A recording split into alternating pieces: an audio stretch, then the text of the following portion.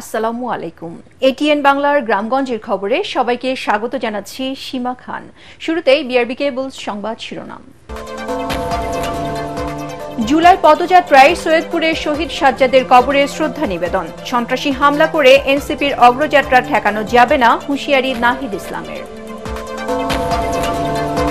PR পদ্ধতিতে নির্বাচন দেশকে স্বৈরশাসনের দিকে ঠেলে দেবে, মন্তব্য রুহুল কবির রিজভীর। বান্দরবানের রুমায় সেনাবাহিনীর অভিযানে কেএনএফ এর কমান্ডার সহ 2 জন নিহত। কুমিল্লায় গণপিটুনিতে প্রাণ গেল 2 নারী সহ 3 মাদক কারবারির। এবং নোয়াখালীর একমাত্র সরকারি নার্সিং কলেজের মূল ভবনে ফাটল, ঝুঁকিতে 4 শতাধিক শিক্ষার্থী।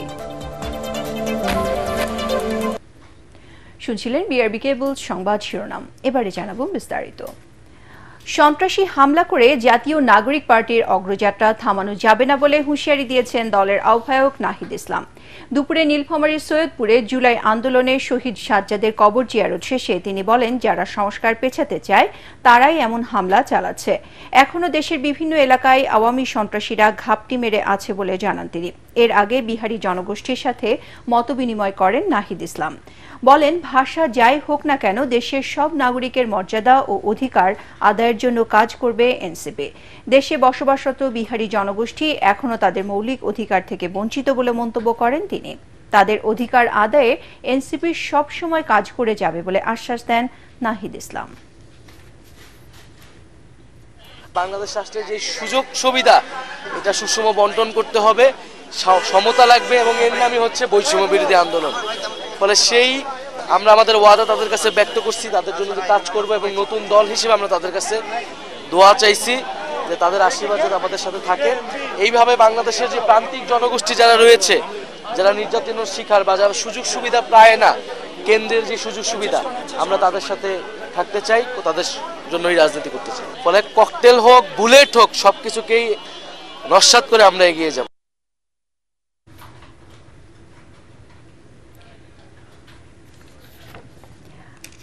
সংখ্যানুপাতিক পদ্ধতিতে নির্বাচন দেশকে স্বৈরশাসনের দিকে ঠেলে দেবে বলে মন্তব্য করেছেন বিএনপির সিনিয়র যুগ্ম মহাসচিব অ্যাডভোকেট রুহুল কবির রিজভী। রংপুরে ডক্টরস অ্যাসোসিয়েশন অব বাংলাদেশ ড্যাব আয়োজিত জুলাই আগস্ট গণ অভ্যুত্থান শোক ও বিজয়ের বর্ষপূর্তি উপলক্ষে স্বেচ্ছায় রক্তদান এবং ব্লাড গ্রুপিং অনুষ্ঠানে তিনি এ মন্তব্য করেন। বিএনপি ও অঙ্গ সংগঠনের নেতাকর্মীদের আচরণে জনগণের যেন ভোগান্তির সৃষ্টি না হয় সেদিকেও বিশেষ লক্ষ্য রাখার নির্দেশ দেন রুহুল কবির রিজভী। রংপুর মহানগর বিএনপির সদস্য সচিব অ্যাডভোকেট মাহফুজুন নবী ডন ও ড্যাবের মহানগর আহ্বায়ক ডাক্তার নিখিলেন্দ্র শঙ্কর গুহ সহ অন্যান্যরা অনুষ্ঠানে উপস্থিত ছিলেন। গণতন্ত্রের পক্ষের শক্তি, আমাদেরকে সজাগ থাকতে হবে। আমাদের দ্বারা যেন কোনো সাধারণ মানুষ কোনো ক্ষতিগ্রস্ত না হয়। এখানে বিএনপির আরো অন্য সংগঠনের নেতৃবৃন্দ আছেন, আর আমাদের চিকিৎসক বৃন্দ তো আছেন। কোনো চাঁদাবাজি, দখলবাজি কোনো কিছুর সাথে বিএনপির কোনো অঙ্গ সংগঠন বা বিএনপির কোনো নেতার যেন নাম না শোনা যায়। কোনো মানুষ যেন আমাদের আচরণে ব্যথিত না হয়, আপনাদের সেইটি দেখতে হবে। বান্দরবানের রুমায় দুর্গম পাহাড়ে সেনাবাহিনীর অভিযানে কুকিচিন ন্যাশনাল ফ্রন্ট কেএনএফ এর এক কমান্ডার সহ 2 জন নিহত হয়েছেন। উপজেলার পলিপ্রাংশা এলাকায় সেনাবাহিনী একটি টহল দলের উপর সন্ত্রাসীরা হামলা চালালে পাল্টা সেনা অভিযানে তারা নিহত হয়। এ সময় উদ্ধার করা হয় 3টি এসএমজি ও একটি দেশীয় বন্দুক সহ বিভিন্ন সরঞ্জাম। এ ঘটনায় আশেপাশের এলাকায় আতঙ্ক ছড়িয়ে পড়ে। এর আগে পাহাড়ি গ্রামে কেএনএফ এর সদস্যরা অবস্থান নিয়েছে এমন খবর পেয়ে সেখানে অভিযান চালায় সেনাবাহিনীর টহল দল। এখনও ওই এলাকায় সেনাবাহিনীর অভিযান ও তল্লাশি চলছে।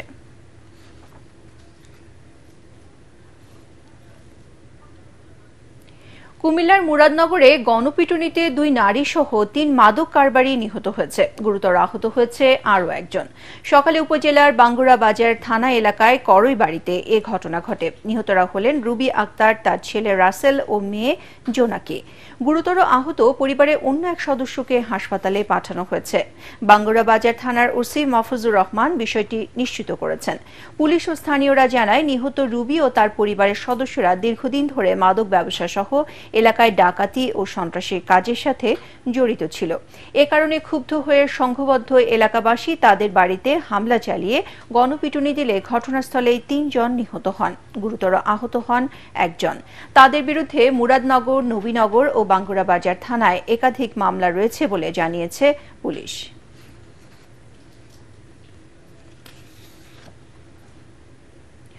মানিকগঞ্জ ১ আসনের সাবেক এমপি এম নাইমুর রহমান দুর্জয়কে ৪ দিনের রিমান্ডে নিয়েছে পুলিশ।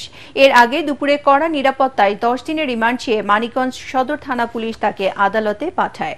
পরে উভয় পক্ষের শুনানি শেষে ৪ দিনের রিমান্ড মঞ্জুর করে কারাগারে পাঠানোর নির্দেশ দেন মানিকগঞ্জের অতিরিক্ত চিফ জুডিশিয়াল ম্যাজিস্ট্রেট আদালতের বিচারক সাদবির ইয়াসির আহসান চৌধুরী। গতরাতে মানিকগঞ্জ ১ ঘিওর দৌলতপুর শিবালয় আসনের সাবেক সংসদ সদস্য ও বিসিবির সাবেক পরিচালক নাইমুর রহমান দুর্জয়কে রাজধানীর লালমাটিয়া এলাকার নিজ বাসা থেকে গ্রেপ্তার করে পুলিশ।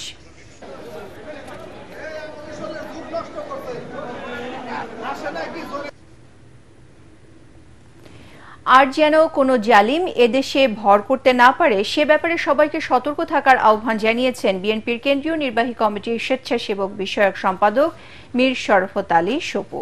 দুপুরে মুন্সিগঞ্জের সিরাজদিখান উপজেলা জামিয়া ইসলামিয়া হালিমিয়া মধুপুর মাদ্রাসায় বিএনপির ভারপ্রাপ্ত চেয়ারম্যান তারেক রহমানের সহধর্মিণী ও খ্যাতিমান চিকিৎসক ডাক্তার জুবাইদা রহমানের জন্মদিন উপলক্ষে আয়োজিত বৃক্ষরোপণ কর্মসূচিতে তিনি এ আহ্বান জানান। পরবর্তী প্রজন্ম যেন একটি সুন্দর, সুশৃঙ্খল, ন্যায়ের বাংলাদেশ পায়, সেটাই বিএনপির লক্ষ্য বলেও মন্তব্য করেন মীর শরফত আলী সপু।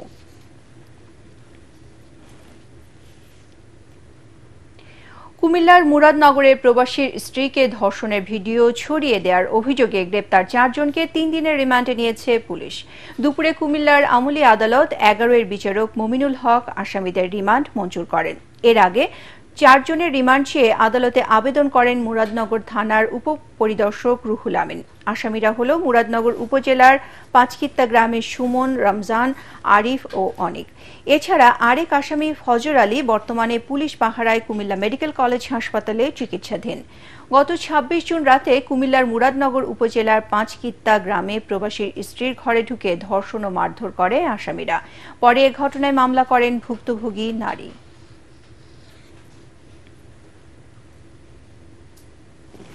কুড়িগ্রামের সোনাহাট স্থলবন্দর দিয়ে পোশাক, প্লাস্টিক সহ কয়েকটি পণ্য রপ্তানিতে ভারত নিষেধাজ্ঞা দেয়ায় আর্থিকভাবে ক্ষতিগ্রস্ত হচ্ছেন ব্যবসায়ীরা।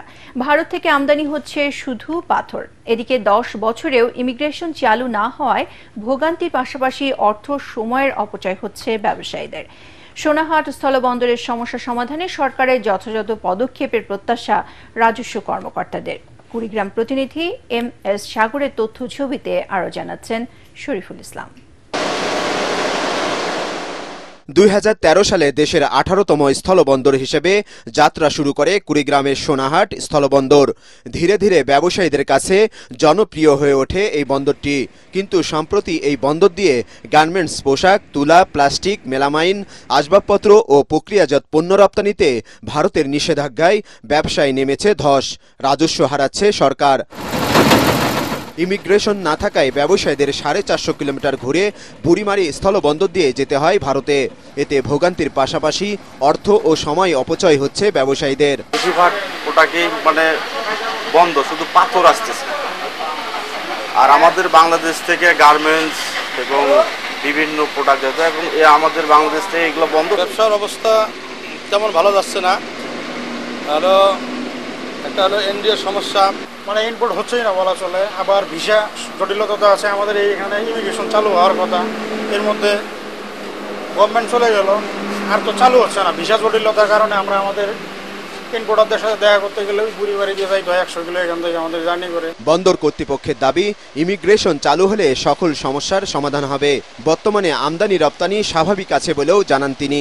আমি মনে করি যে ইমিগ্রেশন চালু হলে এটা বেশ ভালো হবে, সুন্দর হবে, এই এলাকার গুরুত্ব বেড়ে যাবে। যেহেতু এখন ব্যবসা চলমান আছে, আমদানি হচ্ছে, রপ্তানি হচ্ছে, সুতরাং ব্যবসার ক্ষেত্রে কোনো বাধা বা কোনো সংকট এই মুহূর্তে নেই। পণ্য আমদানি রপ্তানি কমে যাওয়া ও ইমিগ্রেশন চালু না হয় এই বন্দর থেকে মুখ ফিরিয়ে নিচ্ছেন অনেকে। এজন্য সরকারের দ্রুত কার্যকর পদক্ষেপ দেখতে চান বন্দর ব্যবসায়ীরা। Bureau report, ATN Bangla.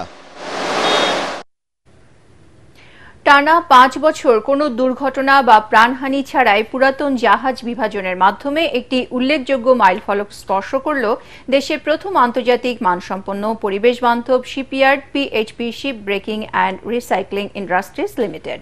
এই গৌরবময় অর্জন উদযাপন উপলক্ষে চট্টগ্রামের ভাটিয়ারি ইয়ার্ড প্রাঙ্গণে বিশেষ এক অনুষ্ঠানের আয়োজন করা হয়।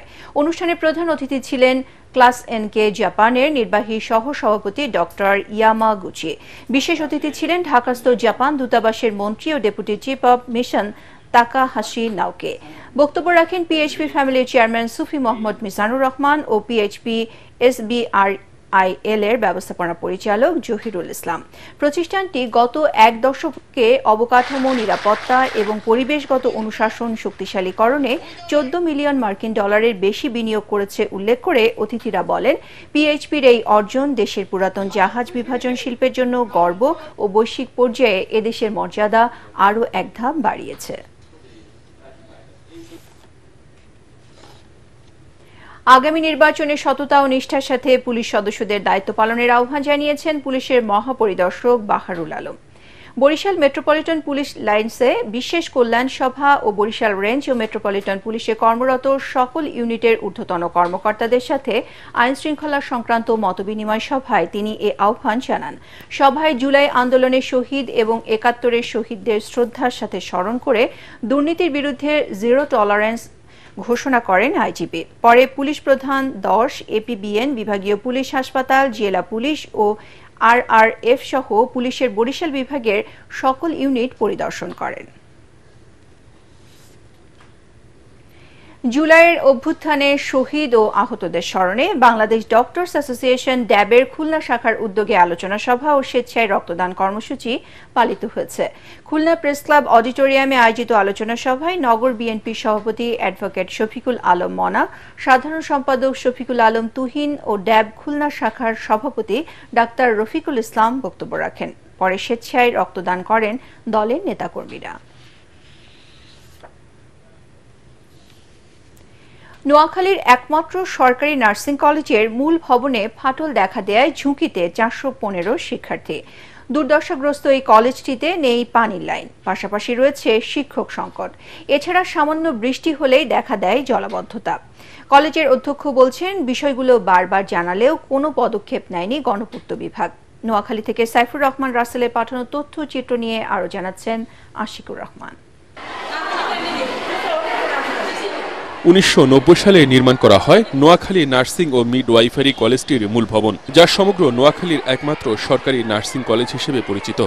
তবে প্রতিষ্ঠার অর্ধশতবর্ষেও শিক্ষার্থীদের শতভাগ মানসম্মত আবাস নিশ্চিত করতে পারেনি কলেজটি। শিক্ষার গুণগত মান নিয়েও আছে নানা প্রশ্ন। ভবনের দেয়াল জুড়ে দেখা দিয়েছে বড় ধরনের ফাটল, ছাদ থেকে খসে পড়ছে পলেস্তারা। যে কোনো সময় ঘটতে পারে দুর্ঘটনা। নেই সুপেয় পানির ব্যবস্থা, সামান্য বৃষ্টি হলে ক্লাসে হাঁটু পানি পর্যন্ত জমে যায়। পাশে যে হসপিটাল রয়েছে এবং সামনে উঁচু রাস্তা রয়েছে, এগুলোর কারণে যে ময়লাগুলো আছে এগুলো আমাদের কলেজের মধ্যে ঢুকে যায়, যে কারণে আমরা স্বাস্থ্য ঝুঁকির মধ্যে আছি। আমাদের খাওয়া দাওয়ার সমস্যা হয়, রান্না বান্না করা যায় না। তারপর আমাদের কলেজে ধসে পড়তেছে, বিভিন্ন জায়গায় বালু পড়তেছে। বর্তমানে এই ভবনের এমনভাবে ফাটল ধরছে, যে কোনো সময় বড় ধরনের দুর্ঘটনা ঘটতে পারে, ধসে পড়তে পারে। আমরা তাড়াতাড়ি যত দ্রুত সম্ভব কর্তৃপক্ষের দৃষ্টি আকর্ষণ করছি। সংশ্লিষ্ট গণপূর্ত বিভাগকে বিষয়গুলো বারবার জানানোর পরও তারা কোনো পদক্ষেপ নেয়নি বলে অভিযোগ করেন কলেজের অধ্যক্ষ। আমি এই বিষয়টি গণপূর্ত অফিসে আমি জানিয়েছি, কিন্তু তারা এখনো কোনো পদক্ষেপ নেয়নি। এ বিষয়ে মন্ত্রণালয়কে চিঠি পাঠানো হয়েছে বলে জানালেও কোনো প্রমাণ দিতে পারেননি গণপূর্তের নির্বাহী প্রকৌশলী। প্রকল্পটা আমি ওখানে গিয়ে ওখানকার যিনি প্রধান তার কাছ থেকে দেখলাম যে উনি একটা ড্রয়িং দেখালো। ওই ড্রয়িং অনুসারে নাকি নতুন ভবন নির্মাণের জন্য তারা হেলথ ইঞ্জিনিয়ারিং ডিপার্টমেন্ট থেকে পাঠাইছে। আমরা এর বাইরে এটা সম্পর্কে তেমন কিছু জানি না, তবে আমরা আমাদের যেটুকু দায়িত্ব এটা আমরা বলি। দ্রুত নার্সিং কলেজের নতুন ভবন নির্মাণ সহ যাবতীয় সমস্যা সমাধানে সংশ্লিষ্ট কর্তৃপক্ষের হস্তক্ষেপ চেয়েছে জেলাবাসী। Bureau report, ATN Bangla. জামালপুরে ধর্ষণ মামলায় বসির উদ্দিন নামে একজনের যাবজ্জীবন কারাদণ্ড দিয়েছে আদালত। দুপুরে নারী ও শিশু নির্যাতন দমন ট্রাইব্যুনাল 1-এর বিচারক আব্দুর রহিম এ রায় দেন। একই সাথে তাকে 1 লাখ টাকা জরিমানা করে ওই অর্থ ভুক্তভোগী ওই নারীকে প্রদানের আদেশ দিয়েছেন বিচারক। দণ্ডপ্রাপ্ত আসামি বসির উদ্দিন জেলার বকশীগঞ্জ উপজেলার নতুন টুক্কারচর গ্রামের আবুল হোসেনের ছেলে।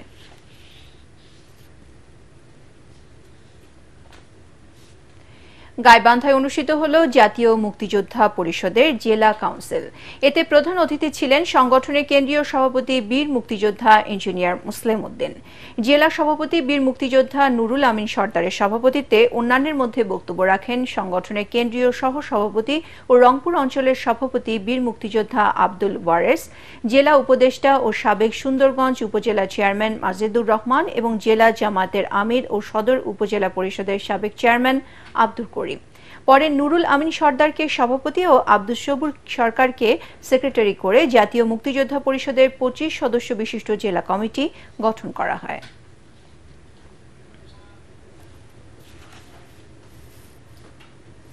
পরবর্তী সংবাদ দেখার আমন্ত্রণ জানিয়ে এখনকার মতো শেষ করছি। ATN বাংলা সংবাদ ইউটিউবে দেখতে ব্রাউজ করুন youtube.com/ATN বাংলা নিউজ। ধন্যবাদ সবাইকে।